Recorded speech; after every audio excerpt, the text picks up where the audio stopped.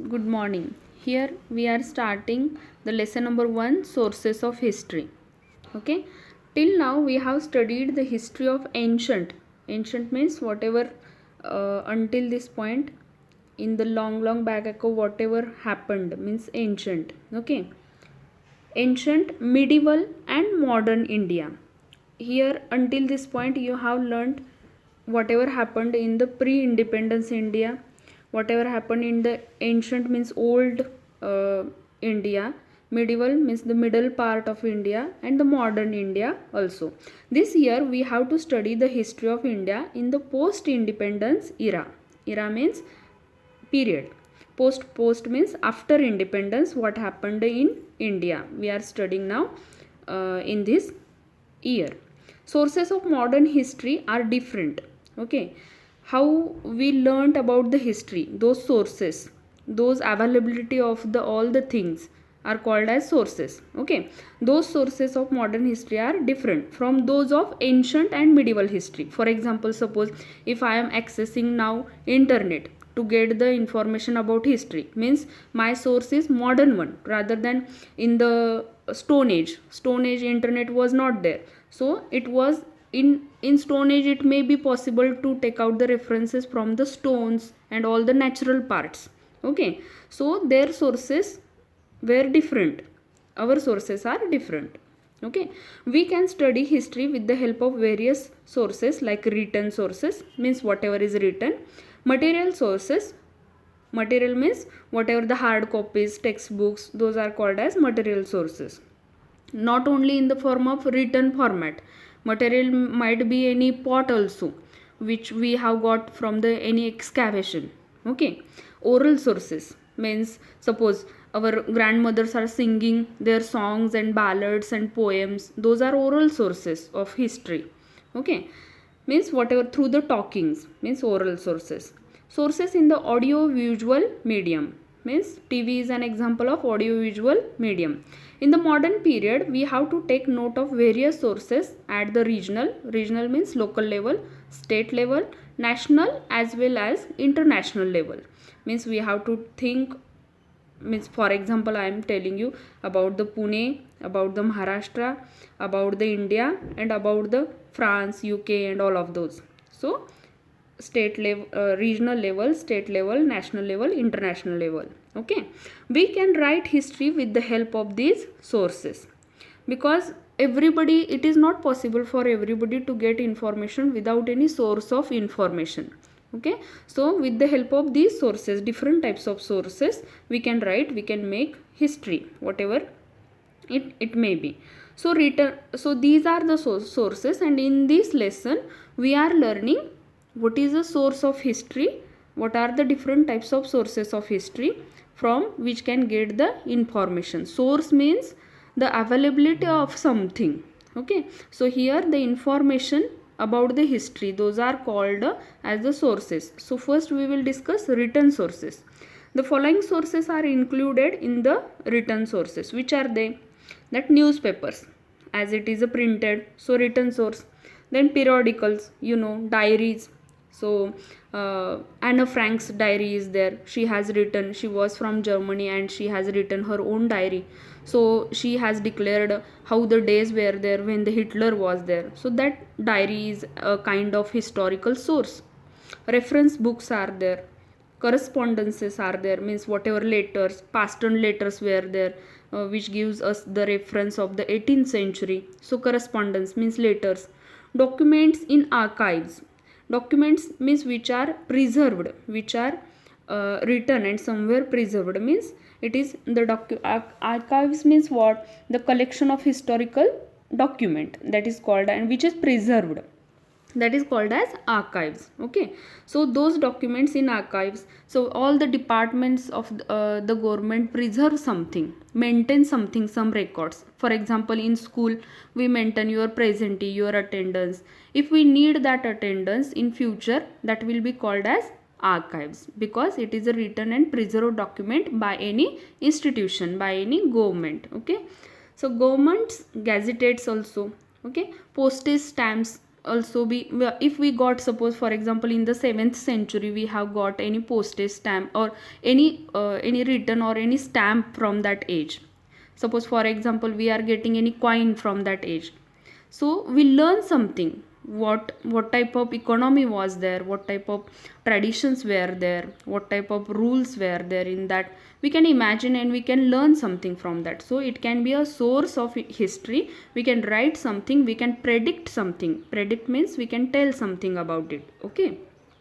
Encyclopedias, you know that different languages encyclopedias, and different science, geography, English, all the encyclopedias are also there. So all these comes into the written sources because as they are in a written format. Okay, so this is a concept map here, whatever I am showing you, and they will ask you this concept map for 2 marks in your exam. So that's why it is important.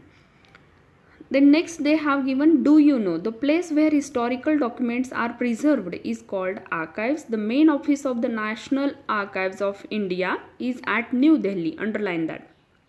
It is the largest among the archives in Asia also, and it is important in 10th standard. It is same repeated there as well. So it is important, underline, get by heart. Just as newspapers are considered the 4th pillar of democracy in the modern period. Okay, so different pillars, different fundamentals, different basic ideas are there behind our democracy. So newspapers are considered as the truthful document of that society. So whenever the it is predicted, or whenever we look towards the newspapers, we consider them as the truthful document, written proof of history, written source of history. They are also a major medium of information. Medium means here means way.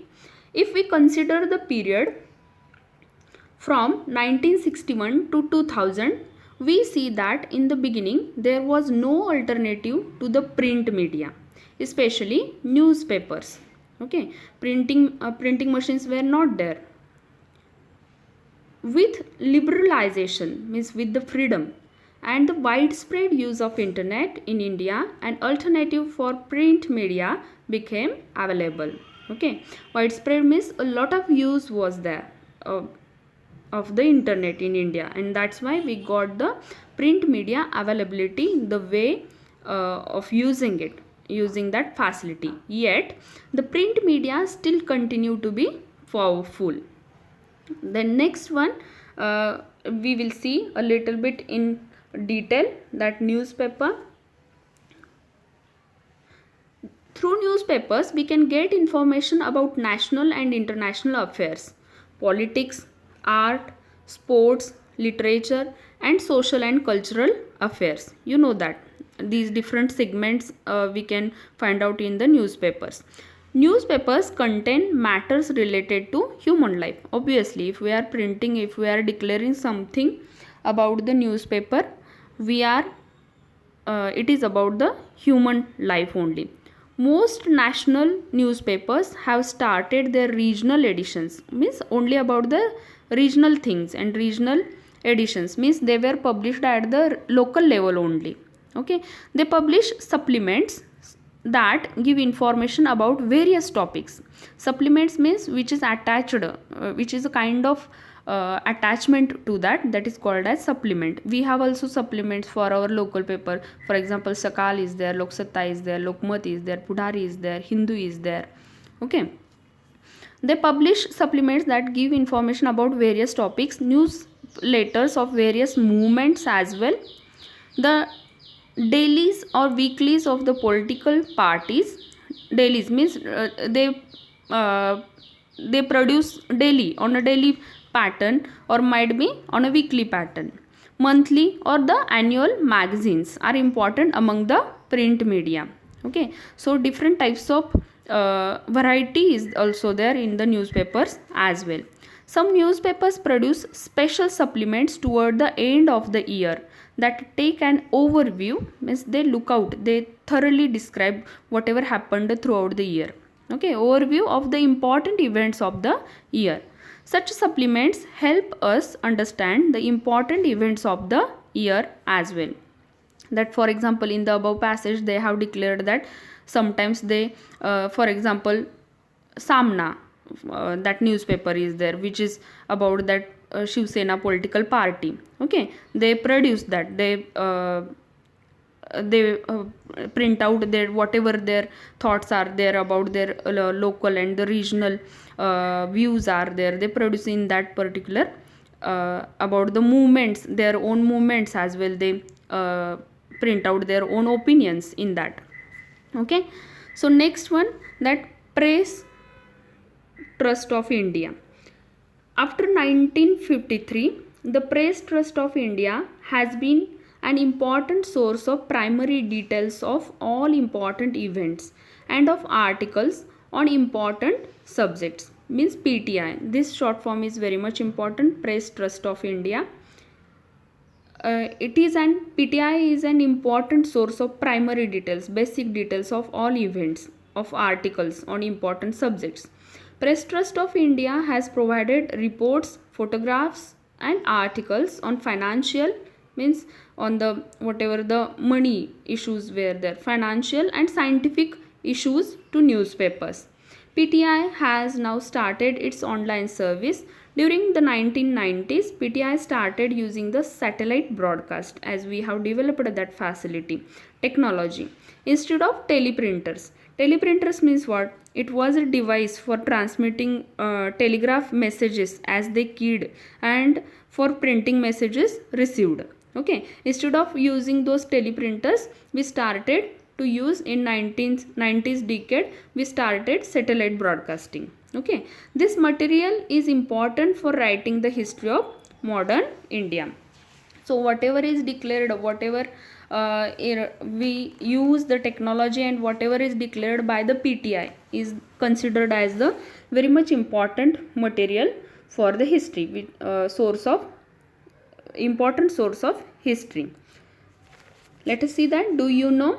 Among the print media, the information contained in the annual issues of the publications division of the Government of India is authentic. Authentic means truthful and trustworthy. We can trust on it. For example, the Information and Broadcasting Department published the India 2000, an annual reference book. This reference book is created under Research, Reference and Training Department.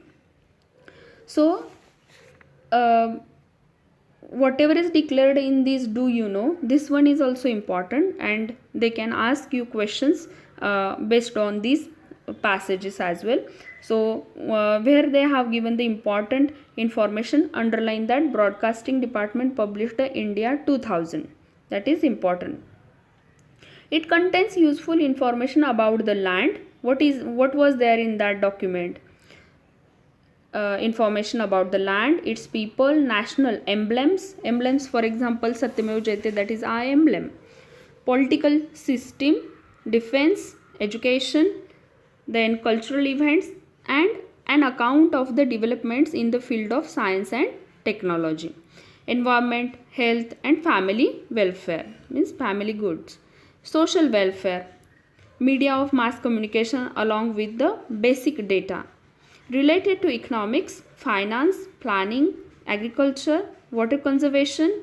Water conservation means preservation of water. Rural development means villages development. Food and civil supplies means in the city how all the whatever supplies are there, those are called as civil supplies. Energy, industries, trade.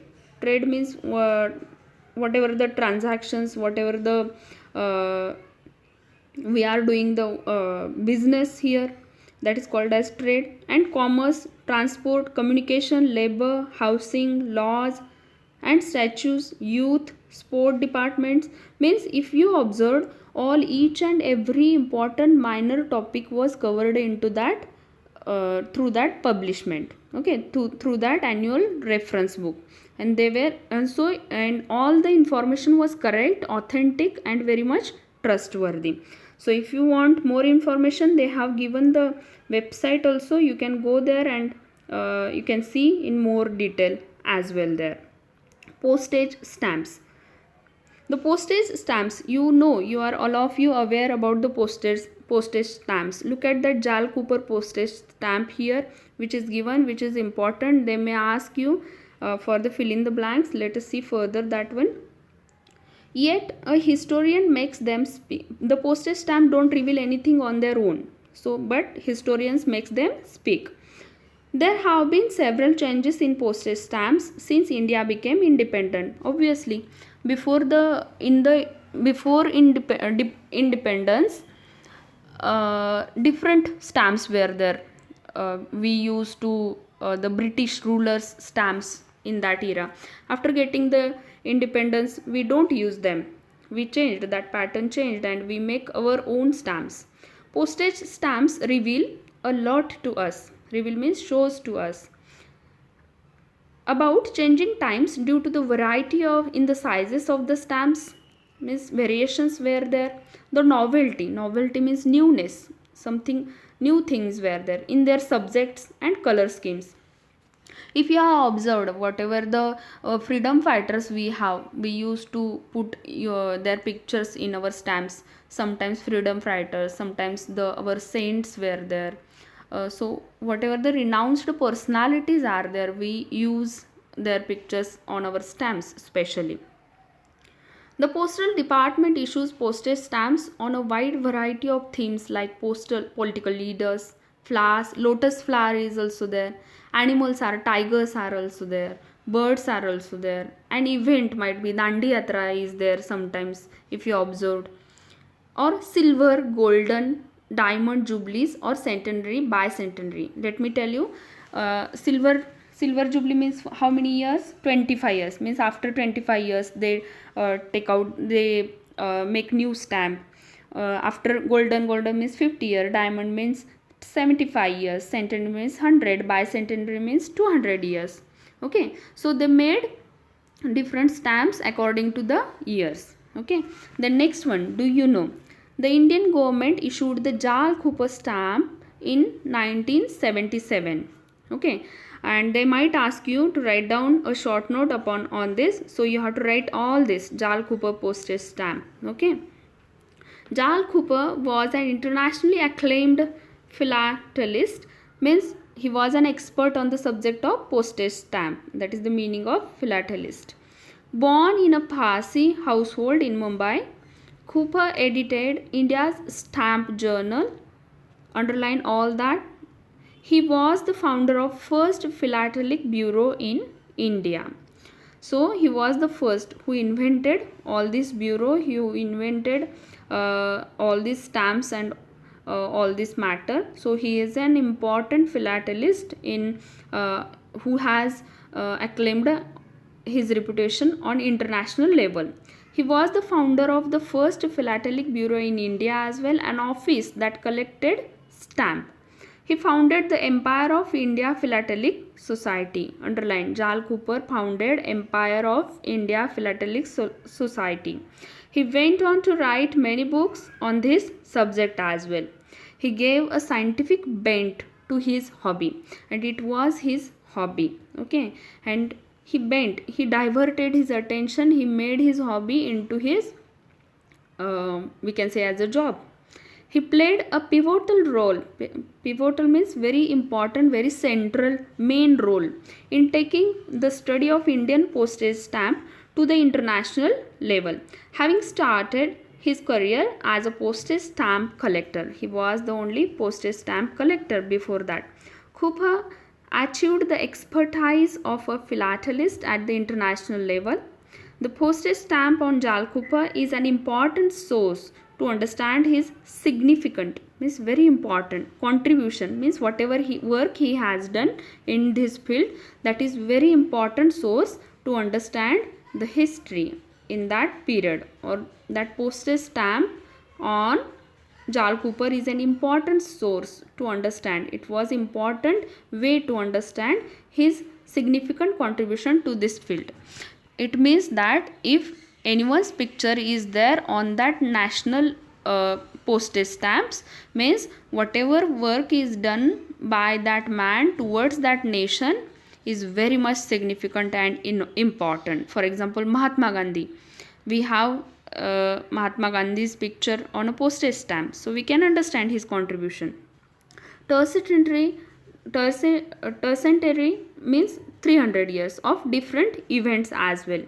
It is therefore a valuable repository of history. Means repository means what? A place where we have a lot of something is preserved there.